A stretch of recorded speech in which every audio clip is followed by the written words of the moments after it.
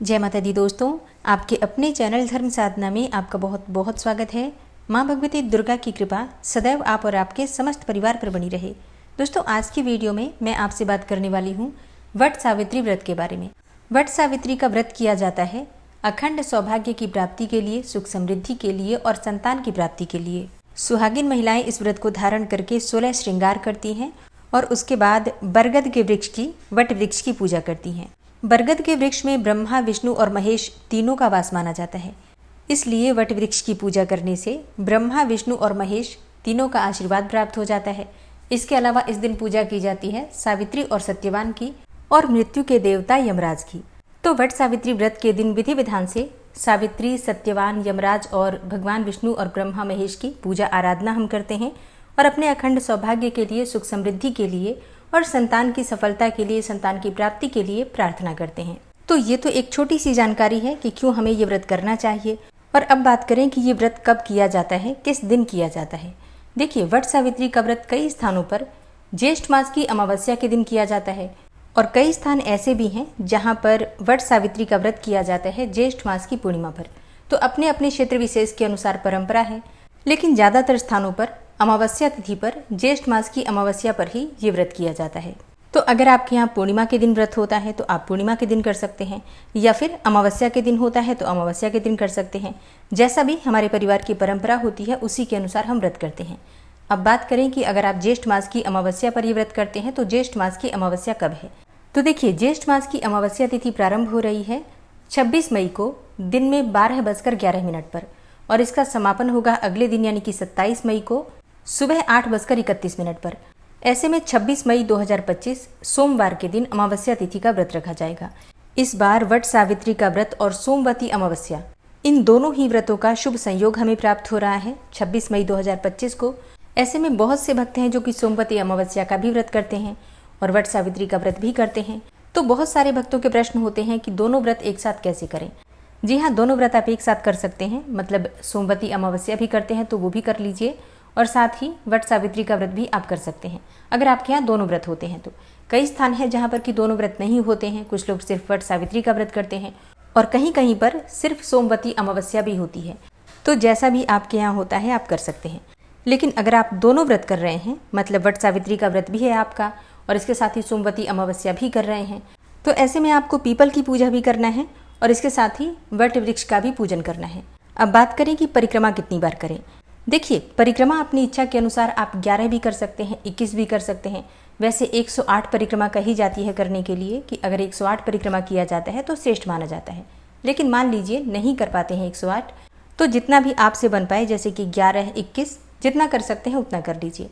5 परिक्रमा भी कर सकते हैं, ठीक है।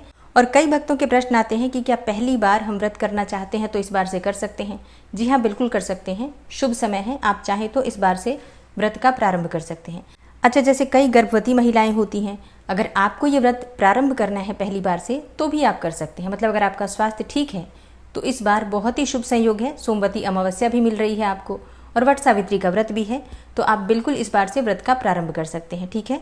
एक और प्रश्न आता है कि क्या कुंवारी कन्याएं वट सावित्री का व्रत धारण कर सकती हैं। देखिए, हर व्रत हर किसी के लिए नहीं होता है। वट सावित्री का व्रत सौभाग्यवती महिलाओं के लिए ही होता है। तो व्रत तो कुंवारी कन्याएं नहीं कर सकती हैं, लेकिन आप चाहें तो वट वृक्ष की पूजा कर सकती हैं, परिक्रमा कर सकती हैं, क्योंकि वट सावित्री का दिन बहुत ही शुभ माना जाता है। ऐसे में पूजा कोई भी कर सकता है, क्योंकि पूजा किसी के लिए भी वर्जित नहीं मानी गई है, शुभ दिन है। तो पुरुष भी चाहे तो वट वृक्ष की पूजा कर सकते हैं, परिक्रमा कर सकते हैं, सींच सकते हैं दूध से, जल से, श्रेष्ठ माना जाएगा। कुंवारी कन्याएं भी कर सकती हैं, कोई भी पूजा कर सकता है। लेकिन व्रत का एक नियम होता है, सौभाग्यवती महिलाओं के लिए कुछ विशेष व्रत बताए गए हैं, उन्हें सौभाग्यवती महिलाएं धारण करती हैं। तो सबके लिए व्रत नहीं है, लेकिन पूजा सबके लिए है। तो साधारण विधि से पूजा कोई भी कर सकता है, लेकिन कुछ विशेष विधि होती है सुहागिन महिलाओं के लिए, वो सिर्फ सुहागिन महिलाएं ही करती हैं, ठीक है। तो इस बात का आपको ध्यान रखना है। अब बात करें कि अगर आप व्रत करते हैं तो नहाए खाए में आपको किन बातों का ध्यान रखना है। देखिए, जो भी हम व्रत करते हैं एक दिन पहले शुद्ध और सात्विक भोजन हम लेते हैं। कोई विशेष नियम नहीं, बस इतना ध्यान रखिए, लहसुन, प्याज, मांस, मदिरा का सेवन किसी भी व्रत से एक दिन पहले नहीं करना चाहिए। तो वट सावित्री का व्रत है, शुभ व्रत है, अखंड सौभाग्य के लिए है, तो आपको इन बातों का ध्यान रखना है। तो व्रत से एक दिन पहले शुद्ध और सात्विक भोजन ले लीजिए, ब्रह्मचर्य का पालन करना चाहिए, बाल वगैरह धोना होता है तो ये सभी कार्य हम एक दिन पहले ही करते हैं। वट सावित्री व्रत है तो उस दिन आपको बाल नहीं धोना है, ठीक है। और जिस दिन व्रत धारण करना है उस दिन आपको प्रातःकाल जल्दी उठना है। उठकर नित्य कर्मों से निवृत्त हो जाइए, स्नान कर लीजिए, स्वच्छ वस्त्र धारण कर लीजिए। वट सावित्री व्रत के दिन सुहागिन महिलाएं 16 श्रृंगार धारण करके और वट वृक्ष की पूजा करती हैं। आप चाहें तो नई साड़ी, नए वस्त्र धारण कर सकती हैं, नहीं तो शुद्ध वस्त्र हो, बस इसका ध्यान रखिए, ठीक है। वट सावित्री व्रत के दिन शुभ रंगों के वस्त्र धारण करने चाहिए, काले, नीले, भूरे रंग के वस्त्र नहीं धारण करने चाहिए, ठीक है। और अब बात करें कि पूजा कब करना है, मतलब सुबह करें या फिर शाम को करें या फिर दोपहर को करें। देखिए, पूजा का एक जो नियम होता है, सुबह जितनी जल्दी हो उतनी जल्दी पूजा कर ली जाती है। वैसे भी गर्मियां हैं, धूप इतनी तेज हो जाती है, वृक्ष के पास हमें जाना होता है तो वहाँ पर और भी तेज धूप हो जाती है और निर्जला व्रत भी होता है। तो ऐसे में सुबह जितनी जल्दी पूजा हो जाए उतना ही श्रेष्ठ माना जाता है। मान लीजिए कई स्थानों पर ऐसा भी है कि दोपहर में पूजा होती है, तो अगर आपके यहाँ इस प्रकार का नियम है तो आप दोपहर में पूजा कर सकते हैं, ठीक है। इसके अलावा कुछ बहुत ही शुभ मुहूर्त आपको प्राप्त हो रहे हैं, इस समय में आप पूजा कर सकते हैं। जैसे कि वट सावित्री व्रत के दिन सुबह 8:52 से 10:25 तक शुभ चौघड़िया का मुहूर्त बन रहा है। इस समय में आप पूजा आराधना कर सकते हैं। इसके अलावा जो दूसरा शुभ मुहूर्त है, सुबह 11:51 से दोपहर में 12:46 तक, ये अभिजीत मुहूर्त है। अभिजीत मुहूर्त भगवान श्री हरि विष्णु को अत्यंत प्रिय है, तो इसमें आप कोई भी कार्य करते हैं तो उसे बहुत ही शुभ माना जाता है। तो आप चाहें तो अभिजीत मुहूर्त में भी पूजा कर सकते हैं। अच्छा, अगर आप दोपहर में पूजा करते हैं, कई स्थानों पर होता है ना कि दोपहर में पूजा होती है, तो ऐसे में 3:45 से, मतलब दोपहर में 3:45 से शाम को 5:28 तक अत्यंत ही श्रेष्ठ और शुभ मुहूर्त है। इस समय में भी आप पूजा कर सकते हैं, ठीक है।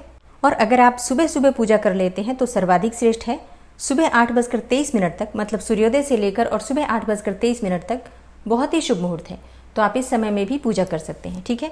तो पूजा के तो वैसे बहुत सारे मुहूर्त हैं, लेकिन मुहूर्त के अलावा भी आप सुबह जल्दी तैयार होकर और जितनी जल्दी आप पेड़ के पास चले जाते हैं, वृक्ष के पास चले जाते हैं, उतनी जल्दी आपकी पूजा अच्छे से हो जाती है, ठीक है। वैसे भी बहुत भीड़ होती है, और अगर आप किसी वृक्ष के नीचे नहीं जा पाते हैं, मान लीजिए कि आपके आसपास कोई वट वृक्ष नहीं है, पीपल का वृक्ष नहीं है, तो ऐसे में पूजा कैसे करें। देखिए, आप चाहें तो अपने घर में वट वृक्ष का एक छोटा सा पौधा गमले में लगाकर पूजा कर सकते हैं।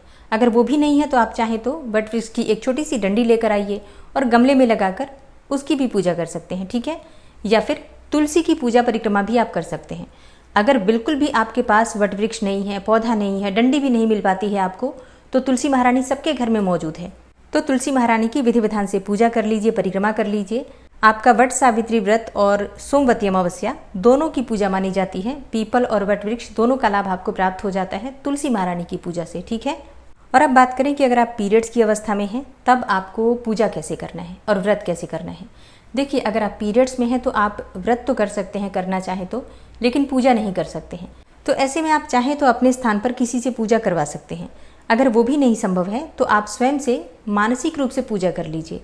मतलब मानसिक रूप से आपको ब्रह्मा विष्णु महेश का ध्यान करना है, वट वृक्ष का ध्यान करना है, इसके अलावा सावित्री का ध्यान करना है, और मानसिक रूप से प्रार्थना कीजिए। पूजा अपने मन से कर लीजिए, मतलब मन ही मन में इस प्रकार से प्रार्थना कीजिए कि आपको अखंड सौभाग्य की प्राप्ति हो। इसके अलावा आप वट सावित्री व्रत की कथा सुन सकती हैं, पूजा कर सकती हैं, ठीक है। मानसिक रूप से आप सब कर सकते हैं। कथा तो आप मोबाइल पर भी सुन सकते हैं, मंत्र सुन सकते हैं, ठीक है। तो कार्मिक पूजा आपको नहीं करना है, लेकिन वैसे आप मानसिक रूप से पूजा प्रार्थना सब कुछ कर सकते हैं, कोई दिक्कत नहीं है। तो दोस्तों, वट सावित्री व्रत से संबंधित ये जानकारी उम्मीद करती हूँ आपके लिए उपयोगी होगी। वैसे तो कई सारे प्रश्नों के उत्तर मैंने आपको इस वीडियो में दिए हैं, लेकिन अगर आपका कोई प्रश्न हो तो आप कमेंट बॉक्स में लिख देंगे, तो आपके प्रश्नों के उत्तर आपको जल्दी ही मिल जाएंगे। वीडियो अच्छी लगी हो तो लाइक ज़रूर कीजिए, अगर संभव हो तो वीडियो को शेयर भी कीजिए। और चैनल पर पहली बार आए हैं, अगर अभी तक आपने चैनल को सब्सक्राइब नहीं किया है तो आज की वीडियो अगर आपको अच्छी लगे तो चैनल को सब्सक्राइब कर लीजिए, बेल बटन को ज़रूर प्रेस कर लीजिए। इससे आपको इस चैनल पर आने वाली सभी वीडियोज़ की नोटिफिकेशन सही समय पर प्राप्त होगी। मिलती हूँ मैं आपसे अगली वीडियो में, तब तक के लिए जय श्री राधे।